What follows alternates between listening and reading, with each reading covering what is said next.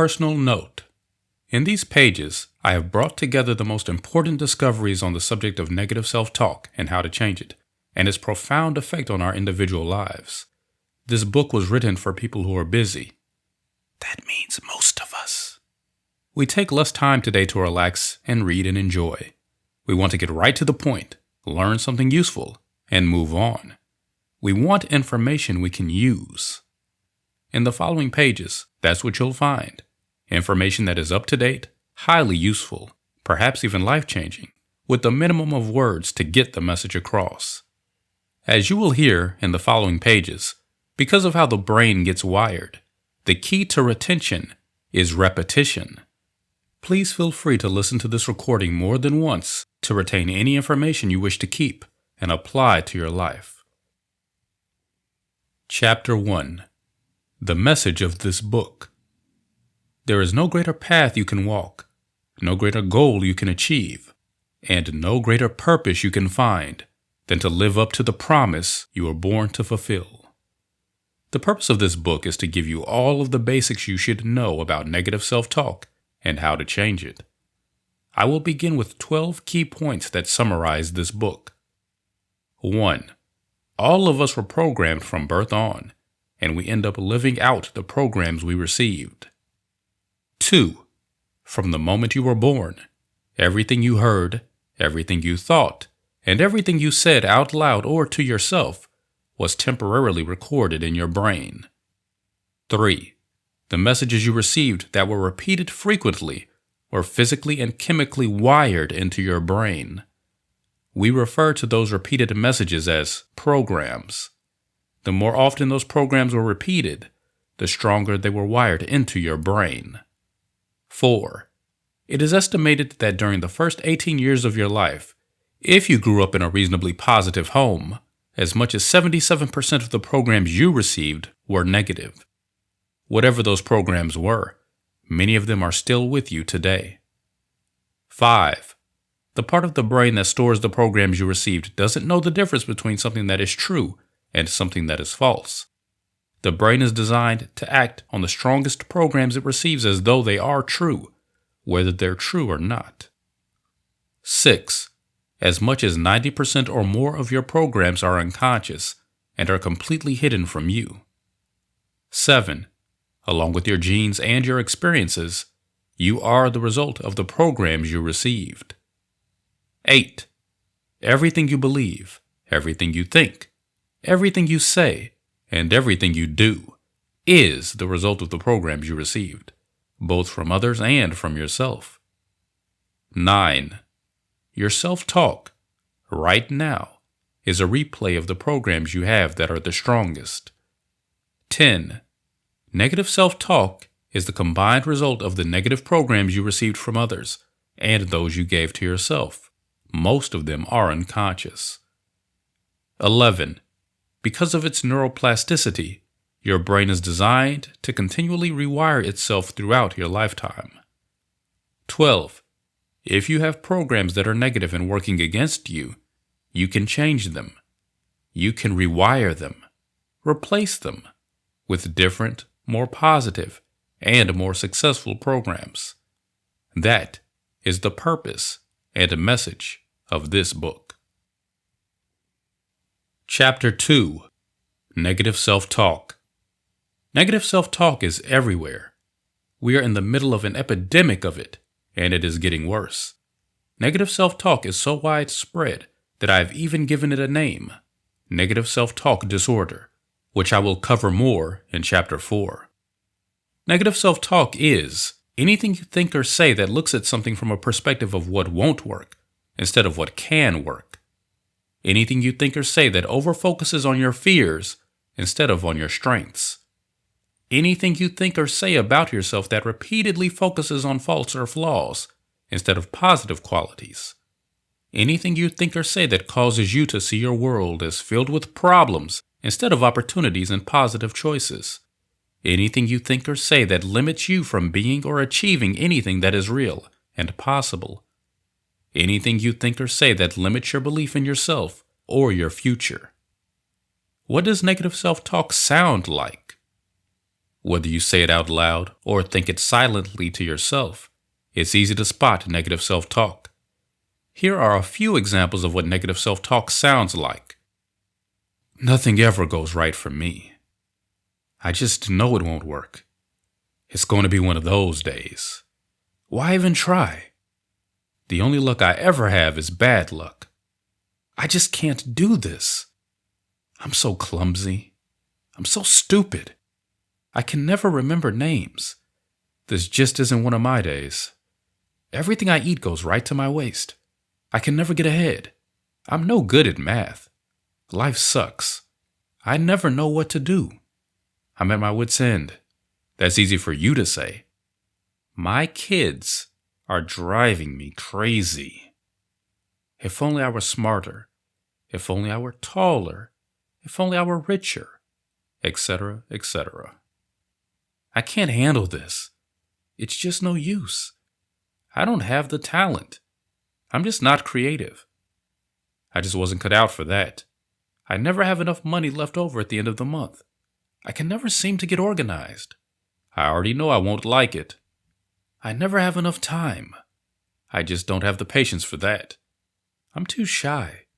I never know what to say. I don't have the energy I used to. I never win anything. Nobody likes me. Everything I touch turns to you know what. I just can't seem to get anything done. That's impossible. There's just no way. I never get a break. Oh, I hate today. And so on, and on, and on. Each time you repeat phrases like those, you are literally wiring your brain to believe that what you're saying is true about you. Negative self-talk sets you up to fail. Notice that in the examples of negative self-talk above, in each case, the self-talk predicts failure. Negative self-talk is almost always self-defeating. It sets you up for failure. It anticipates failure. It expects failure, like it's a sure thing. So when you practice negative self-talk, even when you don't know you're doing it, you're literally wiring your brain to fail. And your brain will do just what it's wired to do. Negative self-talk is harmful. Talking or thinking in a negative way might sound harmless, but it isn't. When you say it or think it, your self-talk is literally being recorded in your brain. That's not good, because whether you meant it or not, if you repeat something in the negative often enough, your brain wires it in and thinks it's true. And when your brain thinks it's true, it becomes true for you, even though it wasn't true in the first place. Imagine what negative self-talk, which your brain will accept as truth, can do to your health, your family, your job, your finances, your goals, your peace of mind, your future, and every important part of your life. Negative self-talk is a habit. Occasional negative thinking can be a general down attitude that is brought on by bad news, depression, or anxiety. But negative self-talk itself becomes a habit. Unless you do something about it, it grows and in time stays with you. And the more you practice the habit, the stronger the habit becomes. In time, with practice, occasional negative thinking turns into full-time negative self-talk. It becomes an accepted, normal way to think, and that ends up affecting everything else about you, from how well you get through a day to the direction of your life.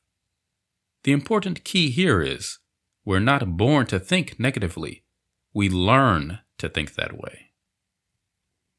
Chapter 3: Where Negative Self-Talk Begins. Many of us have had the opportunity to visit the newborn nursery in a hospital. It's that wonderful place where we first visit precious little infants just after they are born. In the newborn nursery, we usually observe the infants through a viewing window. There, on the other side of the window, snuggled in their little bassinets, we see those remarkable miracles of life. Imagine looking in on a couple of those infants right now. They are amazing. If they're awake and their eyes are open, we can see them looking out into the world for the first time, as though they are searching for that incredible life they were born to live. When we look into the eyes of those infants, what we see is unlimited opportunity and possibility. They have their entire lives in front of them. Their potential is infinite. It is clear that each of those infants was born to succeed. No one is born to fail. In fact, everything about those little infants is designed to help each of them reach their highest potential. Then, even as they leave the warm, comfortable safety and security of their birthing bassinet, and then a short stay in a hospital room, the first moments of the infant's programming begins. From the mother's first words to the television screen in the corner of the room, the messages begin to come in. During the next 18 years of their lives, each of those children, if they grow up in a reasonably positive home, will be told no, or what he or she cannot do, or what will not work for them, an estimated 148,000 times. Along with that, there will be thousands more messages that tell the child who they are and what to believe about the world around them. To the child's brain, whatever they experience, or are told often enough, begins to form the picture of who that child believes himself or herself to be, and what is true about anything. Almost everything they think will be governed by the repeated programs they receive. It doesn't make any difference if the programs they receive are actually true or not. With enough repetition, those programs become true in the child's brain. Here's an example. Let's say that, instead of being born, brought home, and raised as you were, you had been kidnapped as a small infant and taken to a different home somewhere and raised by different parents in a different part of the world and brought up in a country that was an enemy of your birth country. Instead of being you, with the name and the family and the friends and the education and the experience and the beliefs you have now, you would be the product of an entirely different environment. You would still be you, genetically, but everything else about you would be different.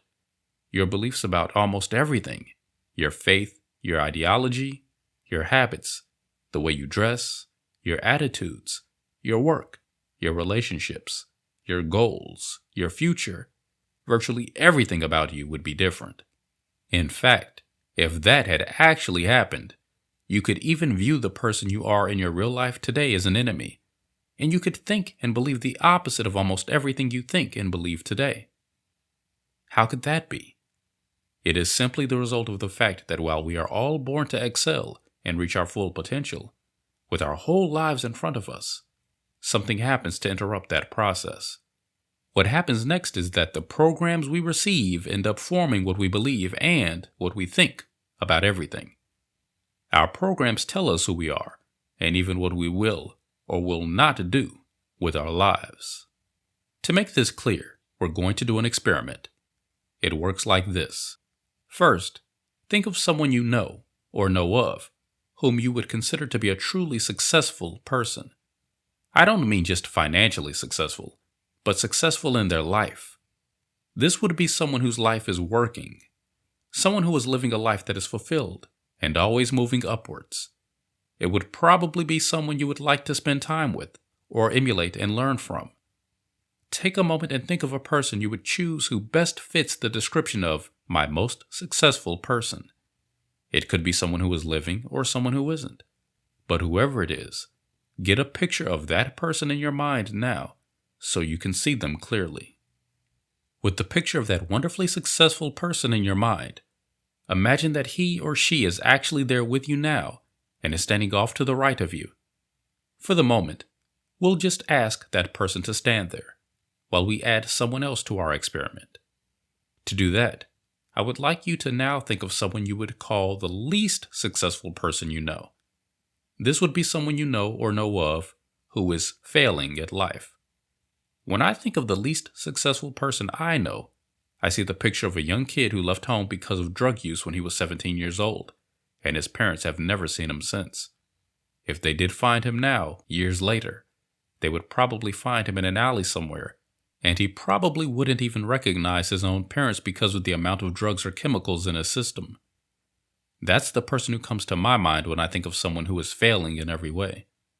But in your own mind, think of an example of someone you know or know of who fits your picture of failure. Whoever it is, get a clear picture of that person in your mind. Then imagine that person is also there with you right now and is standing off to the left of you.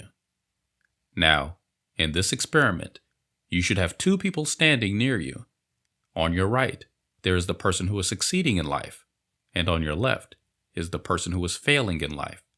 Take a moment and examine each of them.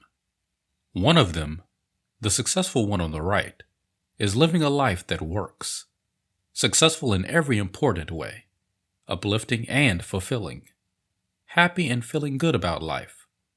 The other person, the unsuccessful one on the left, is failing and spiraling downward, unhappy and living a life that is not working. Here's the key. This next question holds one of the most important answers to life itself.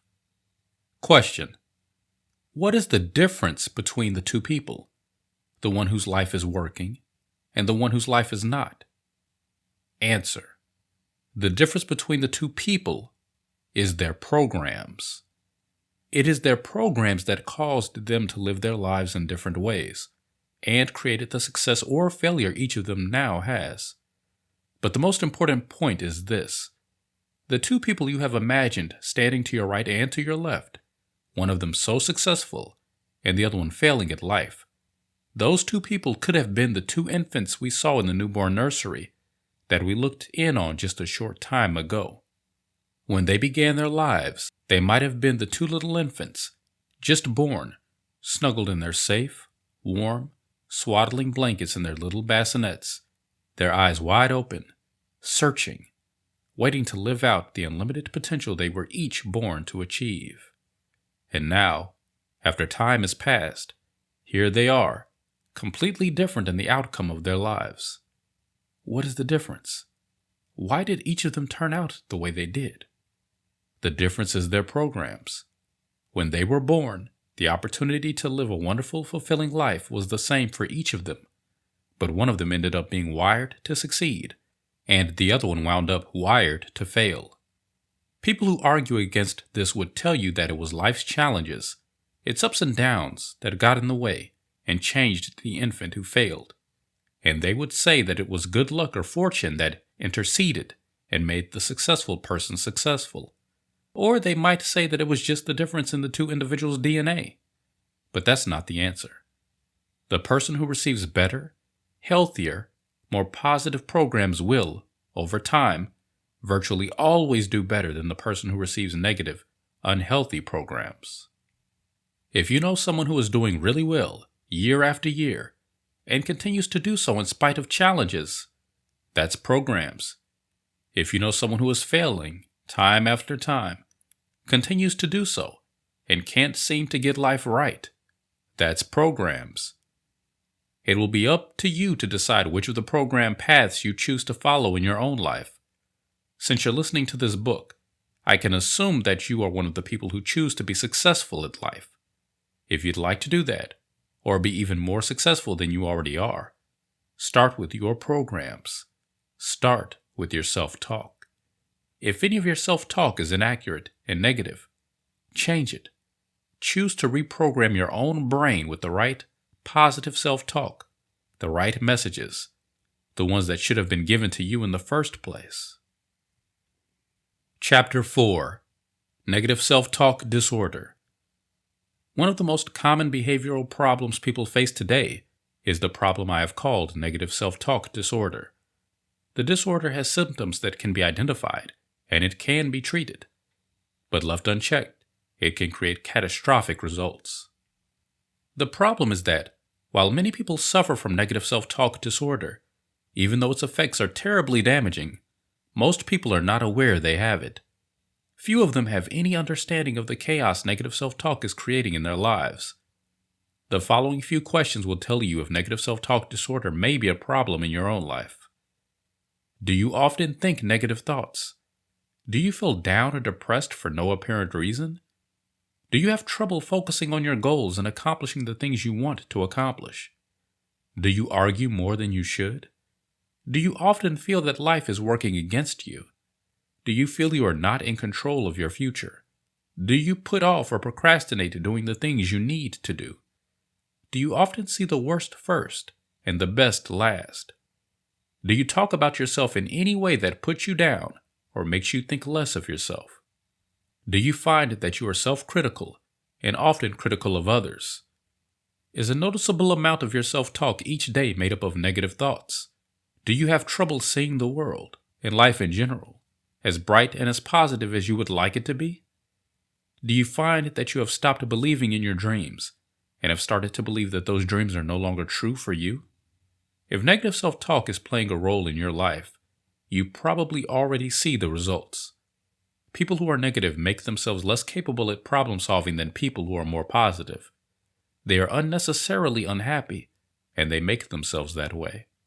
They often have an inaccurately negative picture of the future, and, without knowing it, they afflict or affect everyone around them. The problem is that negative self-talk disorder is an unconsciously acquired disorder that becomes physically, chemically wired into your brain. It becomes an actual disorder, faulty wiring in the brain. If you do nothing to change it, it not only stays, it also gets progressively worse. It becomes a part of your programs and follows the rules under which your brain operates. Imagine meeting a sour, pessimistic, down-in-the-mouth person who is negative about everything. When you meet someone like that, it is clear that person did not suddenly become a negative, unhappy person overnight. People who are super negative, whether they are aware of it or not, have worked at it, probably for years. Day after day, thought after thought, they have, usually without knowing it, wired their brains to see the world in a darker, more insecure, less enlightened and optimistic way. If you ask them to look at the world in a bright and positive way, they can no longer do it. They're too negative. Their brains are now wired to be negative and to think that way, and that's how they see themselves and the world around them. The 3 levels of negative self-talk disorder. It is plain to see from the following brief overview that negative self-talk is not only a progressive disorder, but it is also a disorder which can grow to the point that it literally destroys lives. Here are the symptoms of the 3 most recognizable levels of negative self-talk disorder. Negative self-talk disorder, level 1, the beginner. This is the person who is just beginning to wire his or her brain with more negative than positive.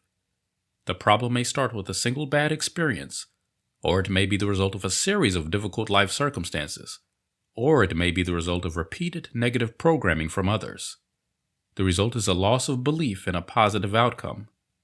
The level 1 person, key symptoms: expresses frequent doubt, often feels depressed for no apparent reason, worries a lot, begins to feel a lack of control of life in general, expects bad things to happen, unrealistic things, begins to complain more often, smiles or laughs less often than usual, becomes self-critical and critical of others, shows signs of beginning to focus on the negative, begins to lose trust in things working out right.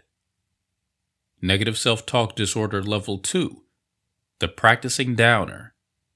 Level 2 is the person who has practiced negative self-talk long enough for it to become that person's default way of looking at life. This person begins to miss life's opportunities by assuming the role of victim. They see the world as being unfair, to themselves in particular, and they are beginning to give up on anything wonderful or positive.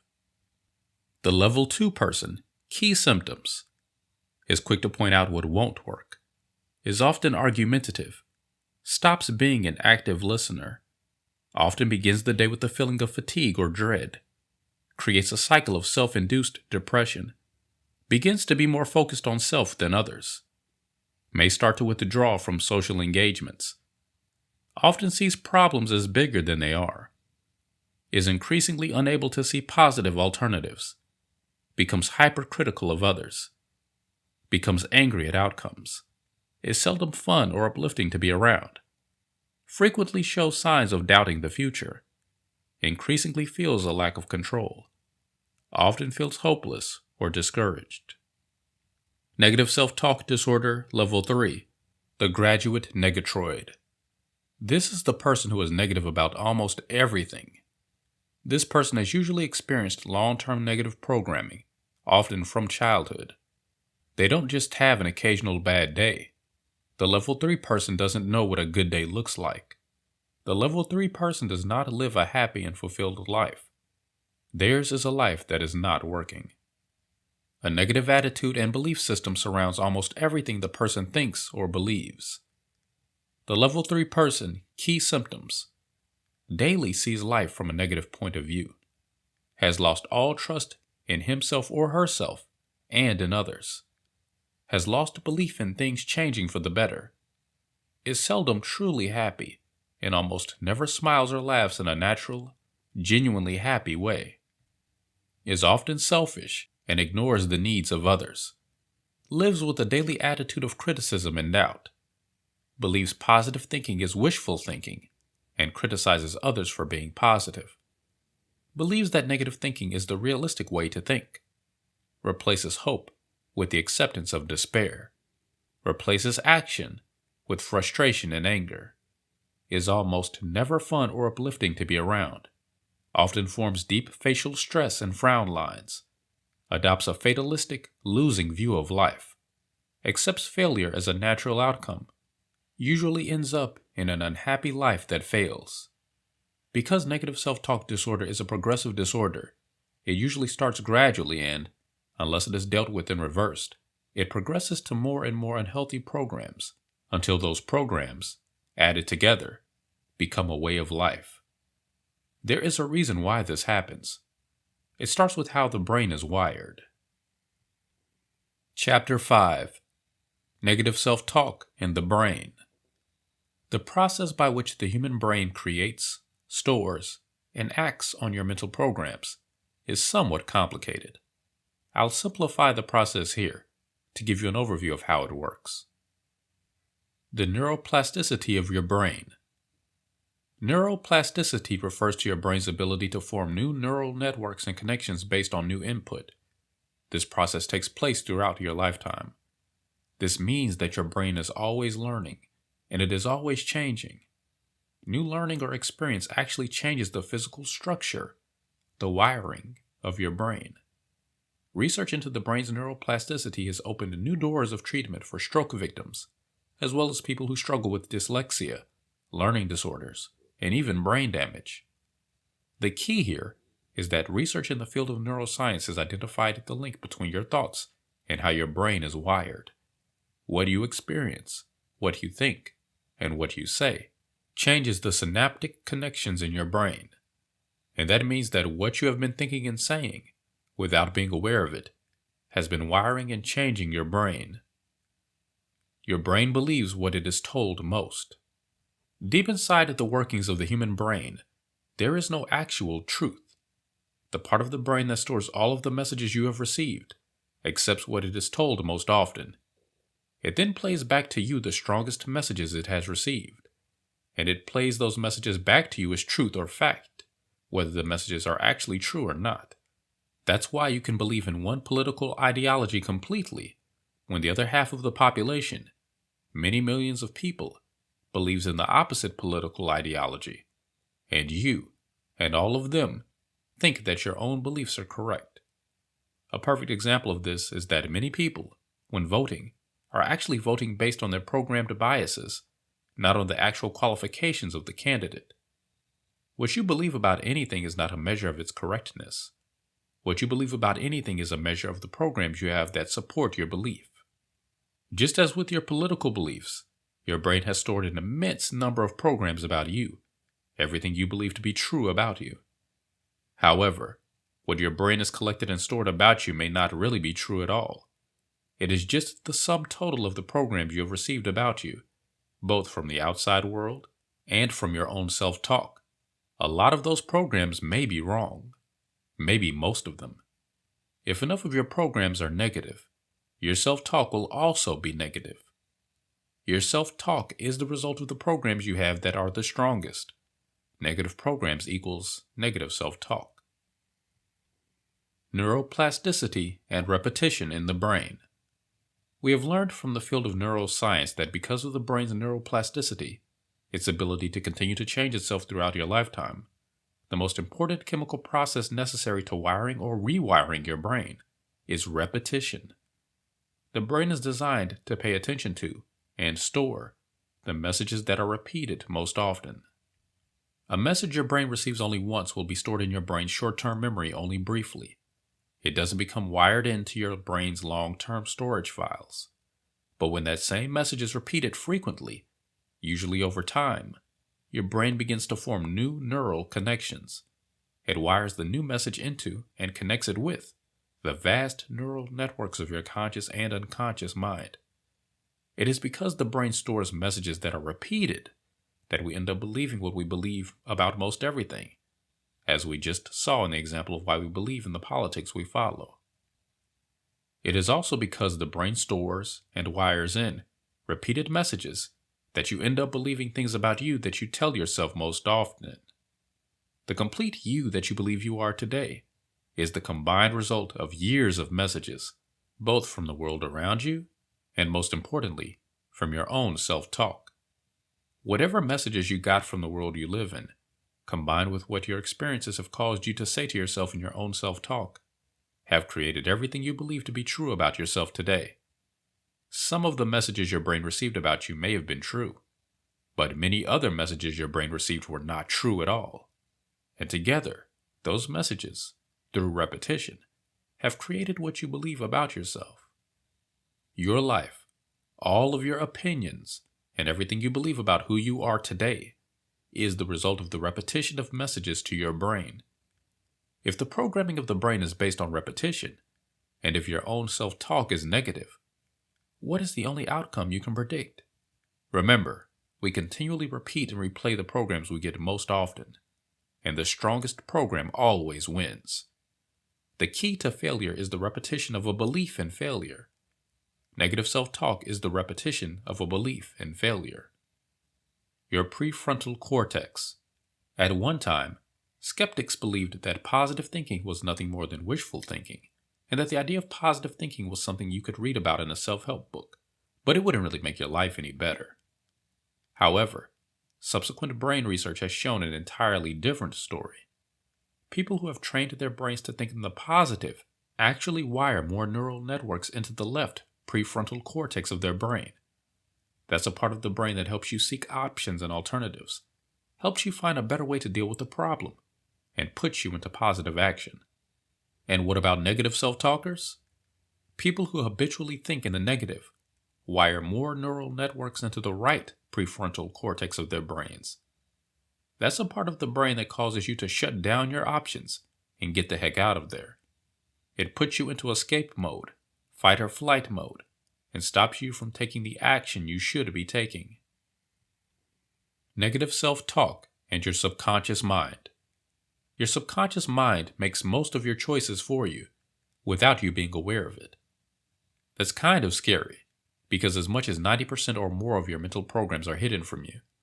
They are buried in your subconscious mind. It's safe to say that you have virtually tens of thousands of programs that are directing your life right now, and you are not actually aware of what most of those programs are. I mentioned earlier that in the average individual, 77% or more of their unconscious programs are negative. This means that not only is your subconscious mind silently making most of your choices for you, but it is also making those choices based on programs that are mostly negative. When a family member calls unexpectedly, what is the first thought that comes to your mind? Do you automatically think good news, or do you immediately fear bad news?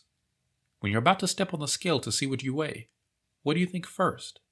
When you hear that someone has said something about you on social media, what thought is going through your mind as you go online to read it for yourself? Your thoughts, thousands of them each day, are controlled by the programs you have spent years storing in your subconscious mind. If you program the navigational computer on an airplane to fly in a particular direction, that is the direction the airplane will fly, even if it's the wrong direction. If you program the directional computer of your own brain to send your thoughts and your actions in the wrong direction, that is the direction your thoughts and your actions will be programmed to go, even if it's the wrong direction. The obvious solution to this problem would be to get rid of the mental programs you have that are negative, and to make sure you have enough positive programs stored in your subconscious mind to ensure that your attitudes and actions will also be positive. But the dilemma has been, how do you get rid of negative programs when they are hidden, when they are buried deep in your subconscious mind, and you don't even know what they are? How do you fix the problem of negative self-talk and the negative programs it creates? Chapter 6. Fixing the Problem. Many years ago, when I first began to recognize the truth about negative self-talk and how it destroys lives, I made two life-changing decisions. The first was that I would never again give in to negative programming, of any kind, in my own life, if I could help it in any way. The second decision I made in this area was that I would research the concept of self-talk and programming and explore the science behind the concept. The result of my first decision was that I stopped, ever again, using negative self-talk in my own life. The result of the second decision, to do serious research into the concept of self-talk, took more than 30 years and resulted in my writing more than 20 books on the subject. I discussed earlier how negative self-talk and the programming of the human brain works, but it's equally important to know what to do about the problem. If you have negative programs now, can they be changed? Can you create new, more positive programs in the brain?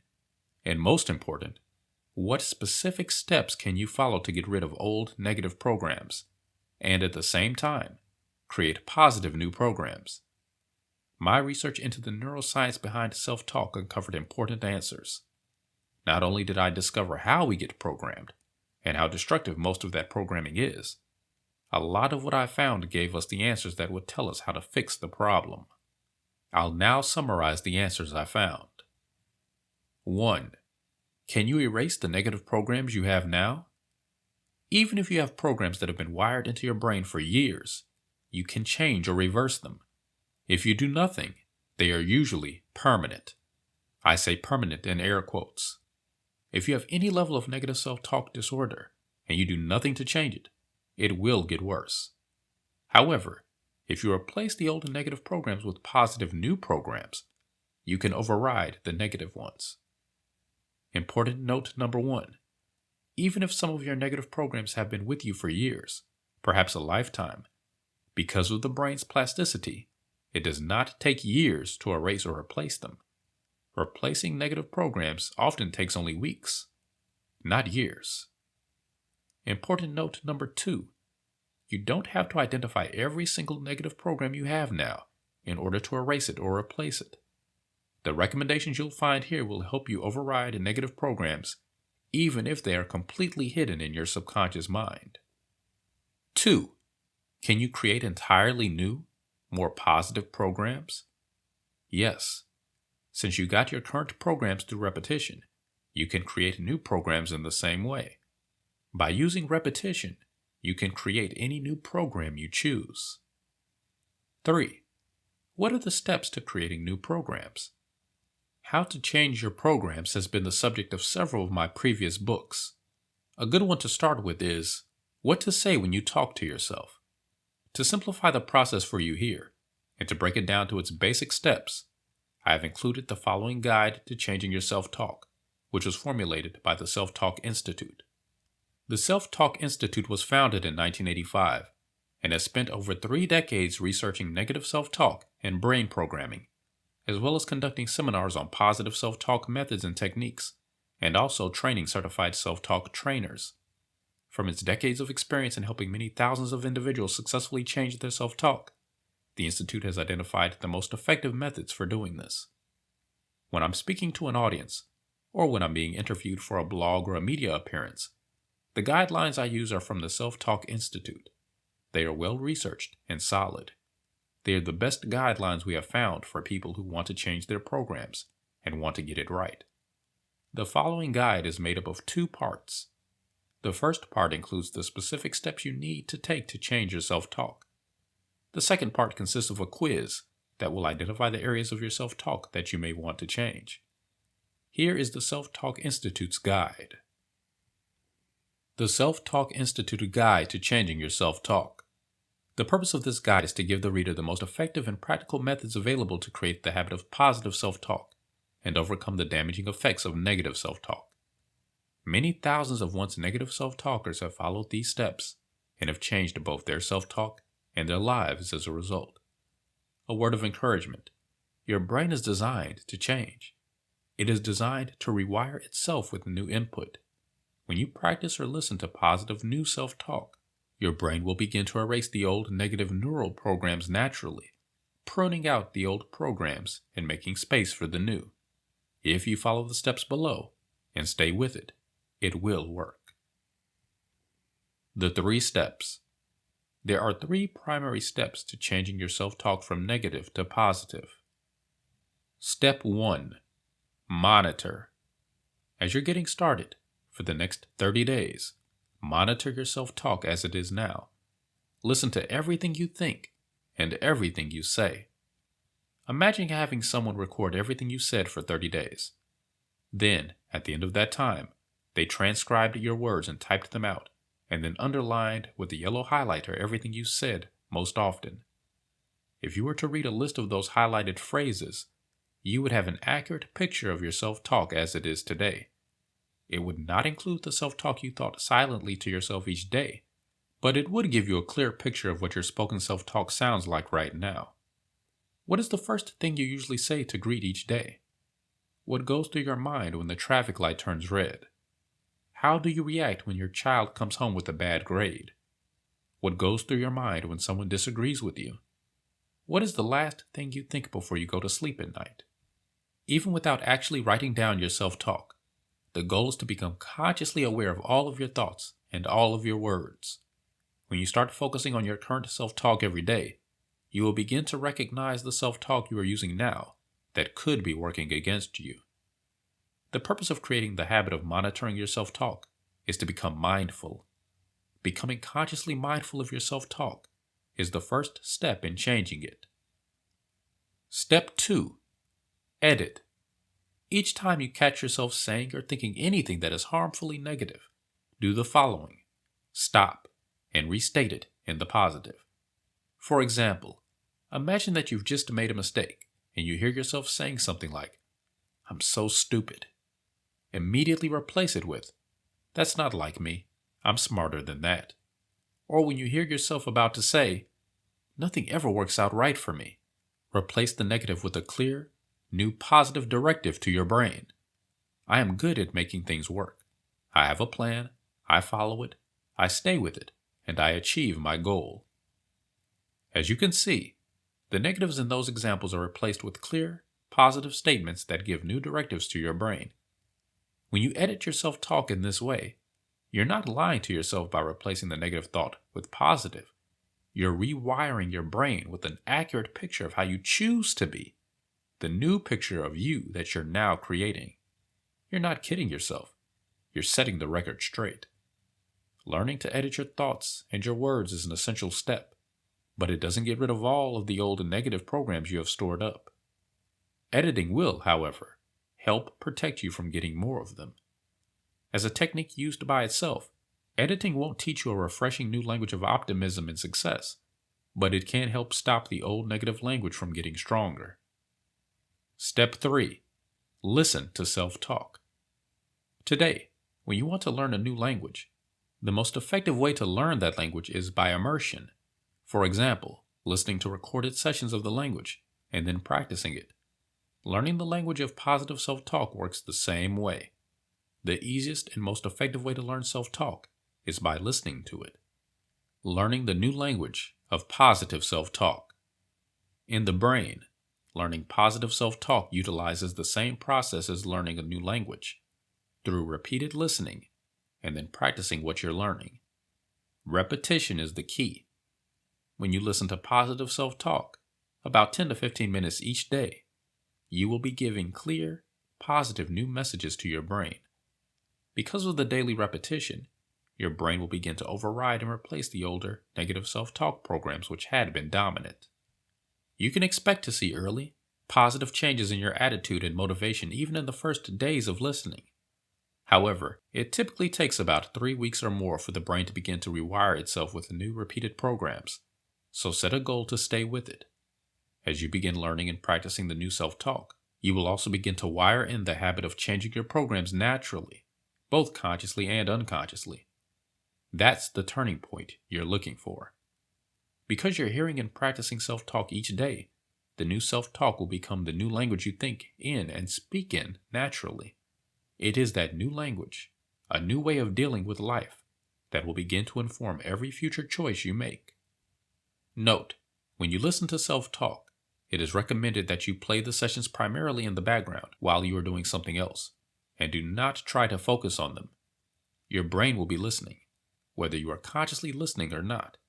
In this way, you will be less likely to question the positive new programs while your brain is going through the process of wiring them in.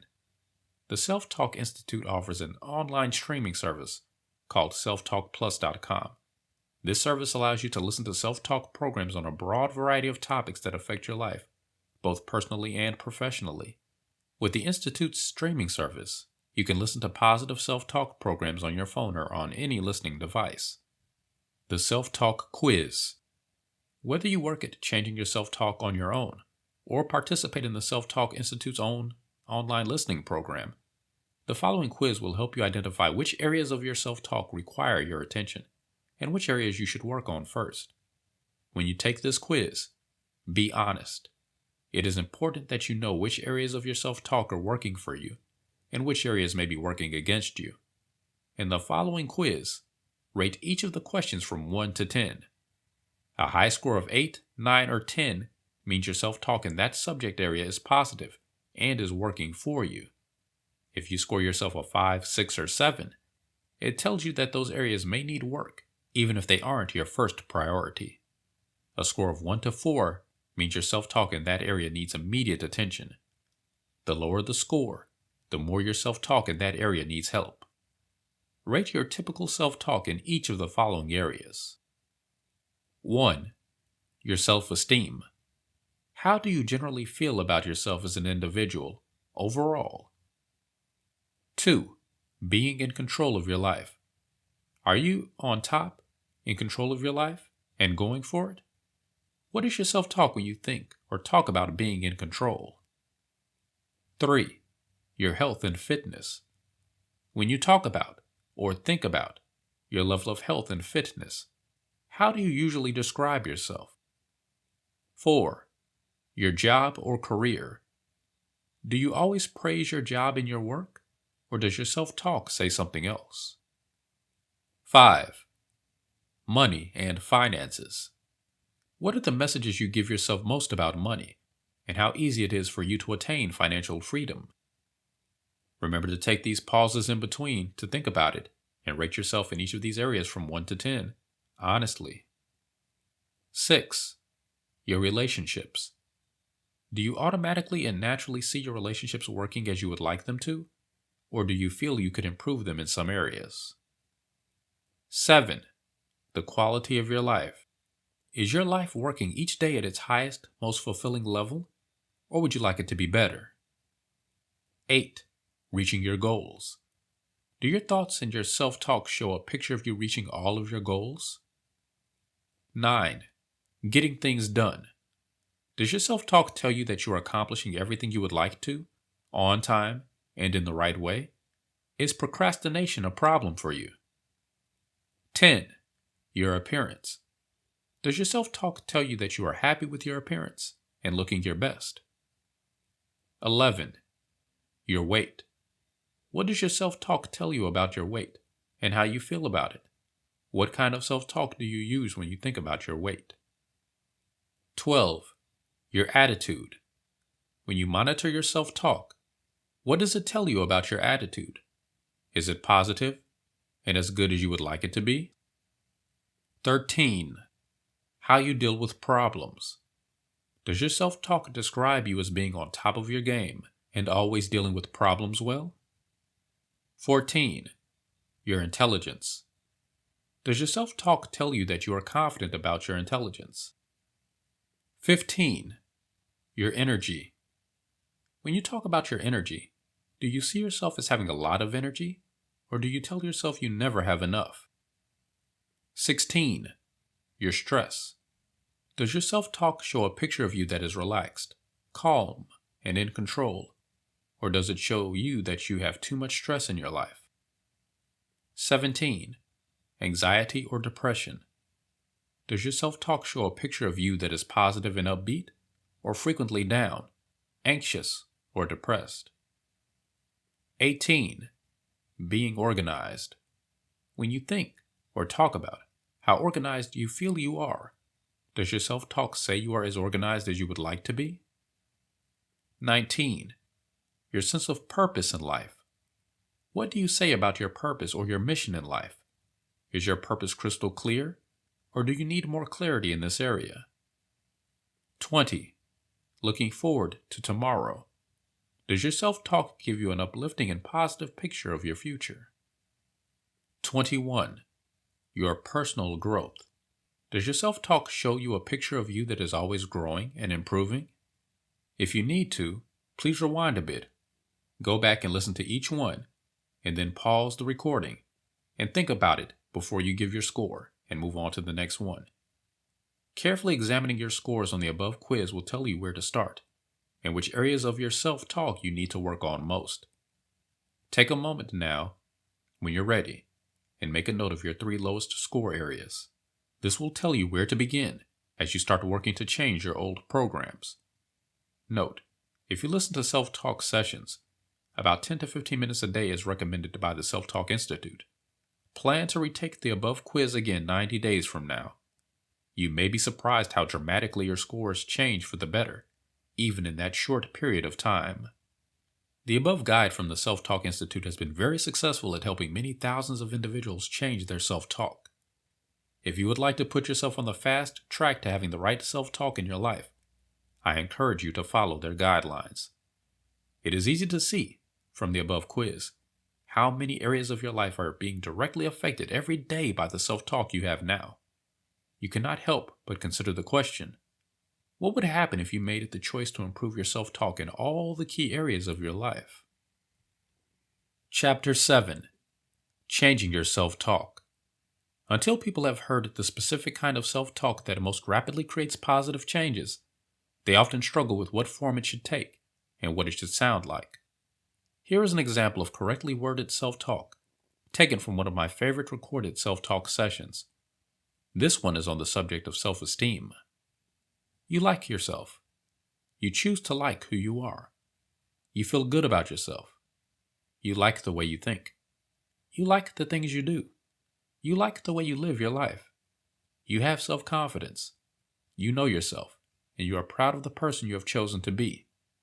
An accurate description of you would include the words wonderful, unique, well-liked, positive, self-directed, happy, and incredible.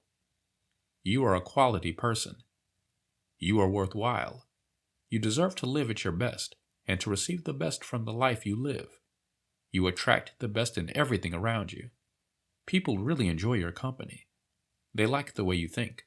They like the way you express yourself. And they like the person you are. You really deserve good things in your life. Each morning, you wake up feeling good about yourself. You are happy with the way you see yourself each day. You are proud of the job you're doing, making your life count. The self-talk messages above are written in second person, to you from your internal coach, who is showing you at your best. Positive self-talk messages are also used extensively in first person, as in I am. The Self-Talk Institute recommends using both forms when practicing or listening to self-talk. Stated in first person, the messages are from you to you, as you take control of redefining who you are and how you choose to be. I build self-esteem every day. I talk to myself, and in just the right way. I always do everything it takes to make sure that my self-esteem is strong, positive, and working for me in the best possible way. I never put myself down. I always build myself up. I have strong, positive pride in who I am. I let other people know it, and I let myself know it. I stand tall. I think sharp. I look good, and I'm in control of my life, and I like who I am. That's me. That's who I choose to be. I allow nothing to stand between me and my most positive self-esteem. Every morning when I awake, I make the conscious choice to feel good about myself all day. I have learned to say the words of self-talk which tell me, I like myself. I'm glad to be me. Today is my day. Imagine your own brain receiving those kinds of messages every day, with enough repetition to wire them in as absolute truths about you. They bring to life the person you were born to be in the first place. When your brain receives repeated messages like those, messages that redefine how you feel about yourself and your place in this world, your brain begins to record them and keep them. They are like the words to a song that changes your life and never leaves you. In the recorded format the above messages are taken from, each of the self-talk phrases is repeated 3 separate times, with different word emphasis and intonation in each repetition. There is a reason for this. The combination of wording, repetition, and emphasis increases the amount of neural networks that are being formed and activated in your brain, which increases the strength of the program message you're receiving. That creates stronger programming in the brain. Multiply that effect over dozens of additional correct self-talk phrases, and you can easily see why the new self-talk is able to overpower and replace the old. In your brain, positive self-talk is contagious. When you begin to actively change your self-talk in one area of your life, don't be surprised if your self-talk in other areas also begins to improve. This is because when you change your self-talk and create new programs in one area, your brain will automatically begin to form new neural networks in other similar or complementary areas. For instance, you may choose to listen to self-talk to lose weight and suddenly find yourself getting more organized. Or you may listen to self-talk sessions to improve your relationships and discover that you are also improving your self-esteem. When you begin working on the areas of your self-talk that are the most important to you, other areas of your brain will begin to get in tune and duplicate the same kind of positive activity. Start with the self-talk you want to work on most and stay with it. When you do, additional areas of your self-talk will begin to follow. Choosing to change your self-talk is an important choice. I cannot imagine waking up in the morning and saying, "It's going to be another one of those days," or "It's another Blue Monday." When I face a problem, and I've had to face many, as all of us do, I never find myself saying, "I can't deal with this." The thought never enters my mind. It's not in any way that I think I'm special. It's that I made the choice to change my self-talk. I first practiced self-talk by listening to it. I wanted to lose weight, and incredibly, I lost 58 pounds in the process, and I kept it off. I then began listening to and practicing self-talk in many other areas, until it became a natural part of my life. The result is, to me, a rainy day is not a bad day. A skinned knee is not a fatal event. A negative remark from someone is not the end of the world. And a bad day is not the most important day of my life. How you think about each of those kinds of things is a choice, one of hundreds of choices you make every day. But you can only make the best choices when the majority of your mental programs are aligned with a primary, underlying choice to deal with life in a positive way. It seems like such a simple thing, that one small choice. I choose to change my self-talk. I choose to deal with life in a positive way. But it is one of the most important choices you can ever make. It is profoundly life-changing.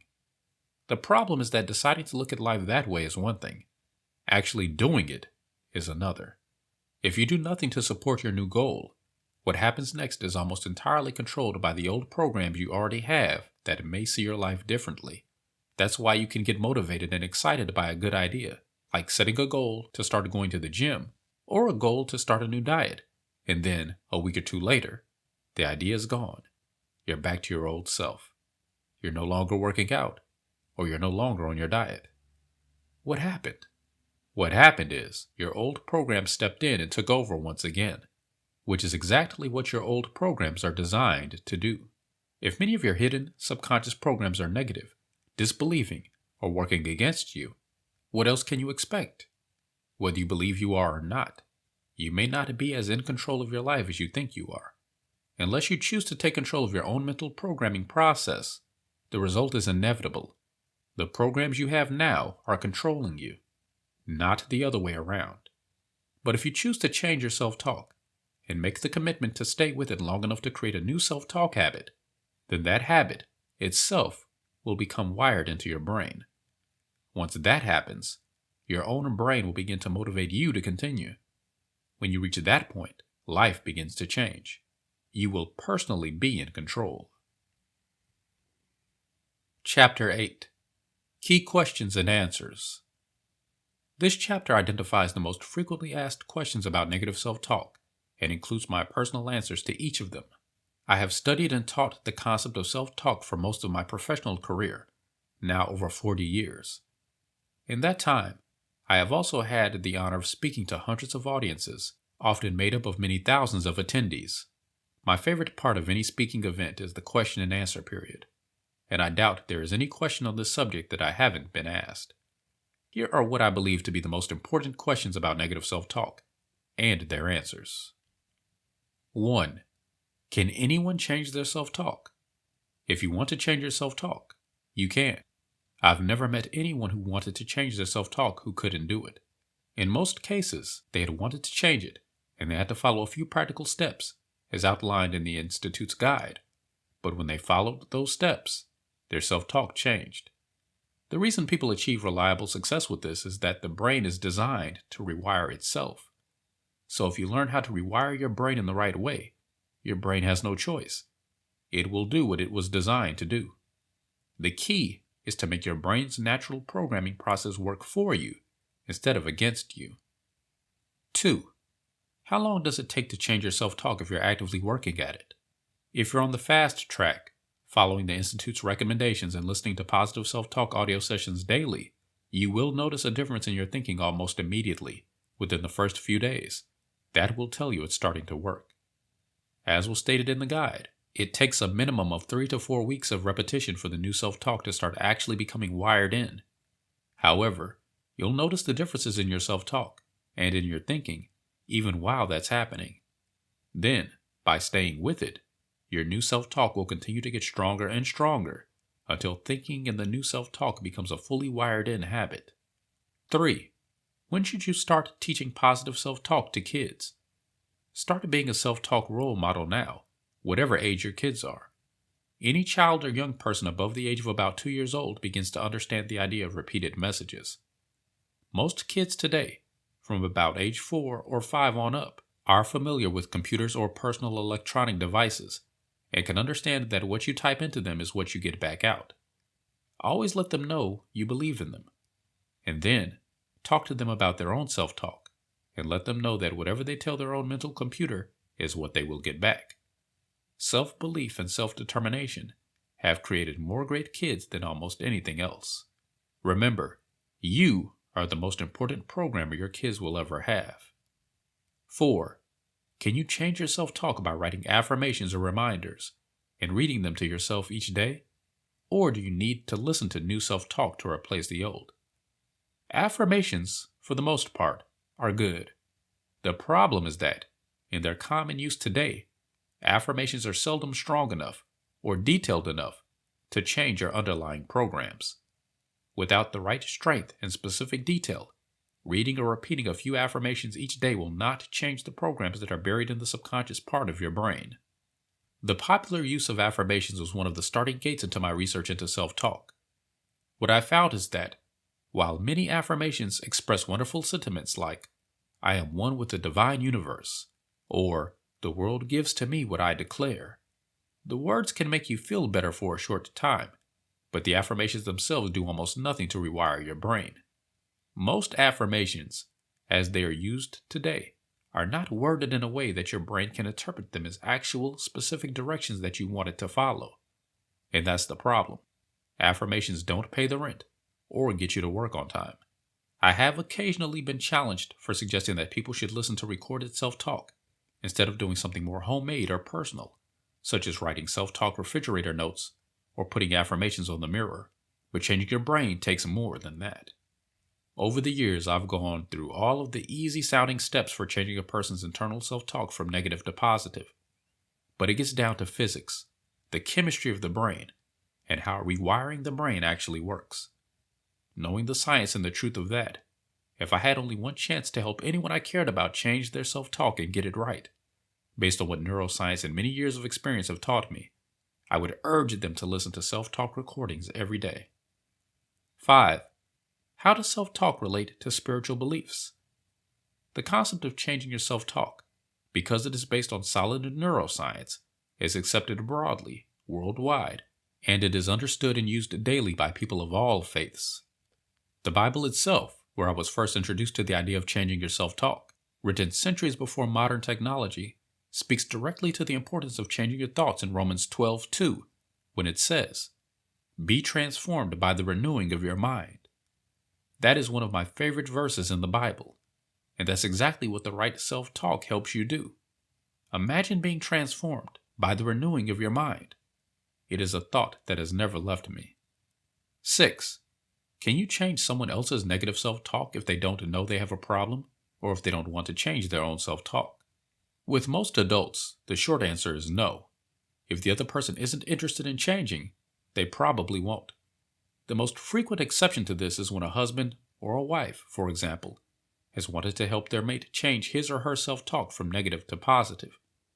In each case, the helpful partner played audio self-talk sessions in the background each morning while the two of them were getting ready for work, without mentioning to their partner that the intent was to help them. Over time, usually a few weeks, the negative partner began to show a difference in attitude, and then began rephrasing comments into a positive form. Once they became aware that their thinking was improving, they began to make noticeable and often life-changing improvements.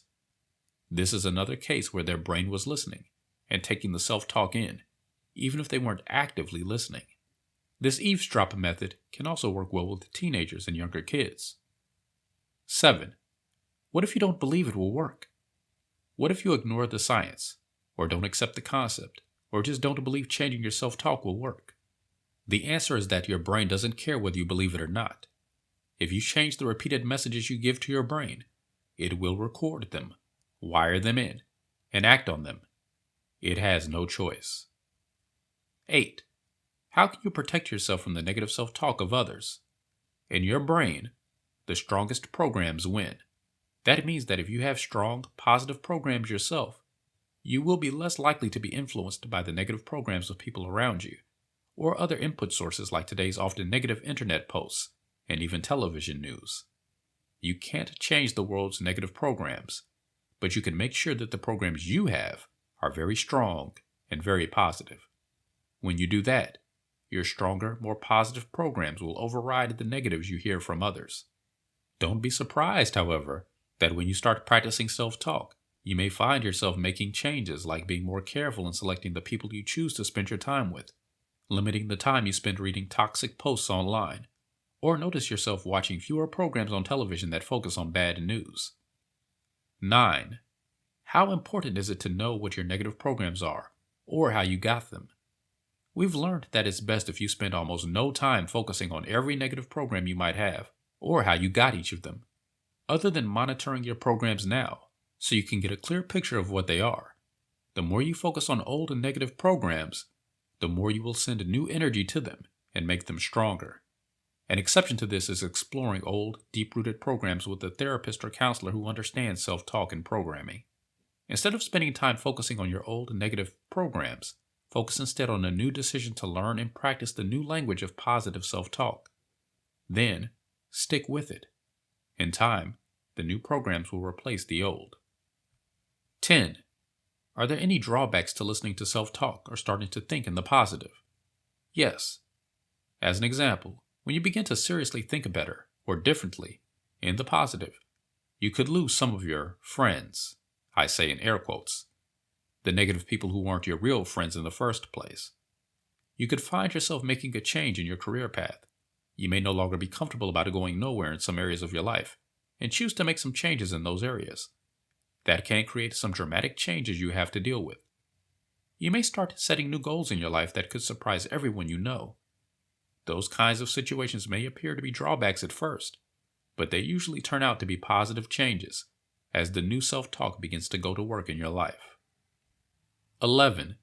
What are the primary benefits of changing your self-talk? Turning your life from thinking negative to thinking positive by changing your self-talk has a long list of benefits. Here are just a few of them. A. You like yourself more, and you also care about others more. B. You change from living in fear of tomorrow to living with positive but realistic anticipation for the exciting things tomorrow can bring. C.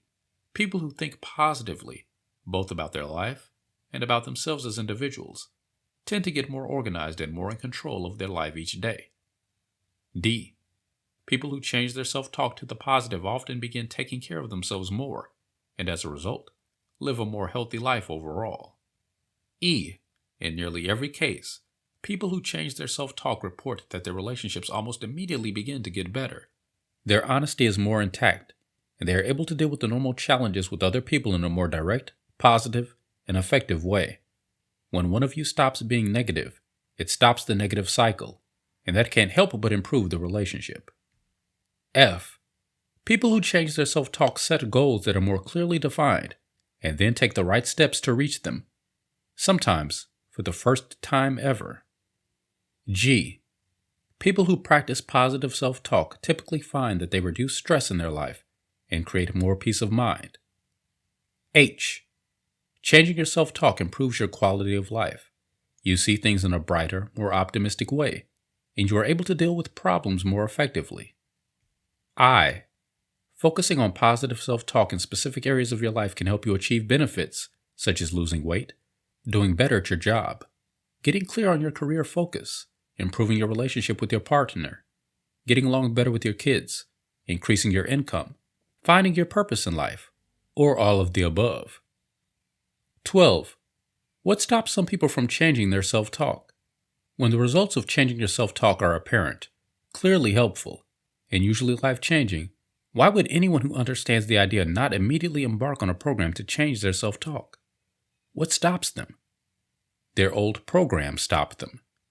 Procrastination, fear, doubt, disbelief, and denial are the tools of self-sabotage that keep us from doing what we know we should do. And all of these are programs. Surprisingly, it is technology that is helping people get past their excuses. Because of our current technology, with smartphones and tablets, we have an easier way to learn the language of positive self-talk. Today, changing your self-talk requires only that you click on a play symbol on your favorite topic on the online self-talk streaming site and let the new self-talk play in the background as you go about your day. When you do that, you are suddenly listening to the exact self-talk that overrides the negative programs that caused the procrastination, the fear, the doubt, the disbelief, and the denial in the first place. When this happens, and you begin to experience the results for yourself, it may seem like magic, but it isn't. It's a combination of neuroscience, technology, and your own desire to change your self-talk for the better. Chapter 9. My Hope for You. There you have it. That, in as few words as I could pare it down to, is how self-talk works, and the best ways we have found to get rid of negative self-talk forever. Having studied this subject, perhaps in more detail than anyone living today, and also having watched the positive progress of the new kind of self-talk in the lives of so many people, I am certain of this. When you change your self-talk, you change your life. When you make the choice to change your self-talk, you actively reclaim the promise of the unlimited potential that you were given when you were first born. Changing your self-talk is something virtually anyone can do, and the process starts with one small but incredibly important step. Make the decision to begin with one of the most important phrases of self-talk you could ever say. I choose to change my self-talk. That statement, that commitment to your future, can make all the difference in the world. You were the infant in the bassinet. It is impossible for you to remember the first few days of your life. But at one time, you were that little infant in the newborn nursery, snuggled into your infant bassinet, eyes wide open, searching for your unlimited future. In that amazing moment, you had your entire life in front of you. Always remember, you never lose the incredible promise and potential you were born with. Ever. You never lose it. It just gets buried under the programs you have that are covering it up, but it's still there. Right now, wherever you are in your life, you still have every bit of that promise and that potential within you, and you still have the rest of your life in front of you. With what we have learned about the human brain and how it can change, by the blessing of your birth, you have been given a wonderful gift. It is the gift that tells you an amazing truth about yourself. You no longer have to live with the negative self-talk. If you want to change your programs, you can. Monitor, edit, listen, and practice. And don't stop. My hope for you is that you do exactly that. There is no greater path you can walk, no greater goal you can achieve, and no greater purpose you can find than to live up to the promise you were born to fulfill. Thank you for listening to this original presentation of negative self-talk and how to change it. If you would like to visit the website that was mentioned in this book and try their self-talk program free for 30 days, visit the website www.selftalkplus.com. That's www.selftalkplus.com. All the best.